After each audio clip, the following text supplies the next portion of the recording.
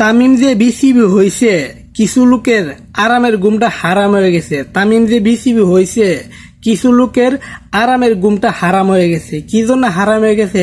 তামিম কেন বিসিবি হবে? তামিম কেন বিসিবির পদে যাইবে? আরে ভাই, তামিম সবকিছু বুঝে, তামিম সবকিছু বুঝে থেকেই তামিম আজকে বিসিবি হইতে পারছে। তামিম যে বিসিবি হইছে, আমি তো মনে করি বাংলাদেশে ক্রিকেটের জন্য উন্নতি হবে। আমি তো মনে করি বাংলাদেশে ক্রিকেটের জন্য উন্নতি হবে। কারণ কেন?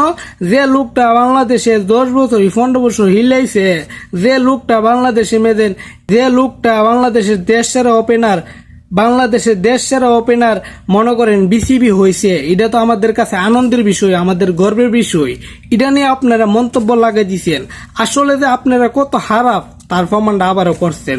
আপনারা যে কত খারাপ তার প্রমাণটা আবারও করছেন। তামিম একটু ভরসা দিবেন, একটু আশা দিবেন। এটা না কইরা তামিমের নামে মন্তব্য করতেছেন, তামিম নিয়ে সেটা অবহেলা করতেছেন। না ভাই, এটা ঠিক না।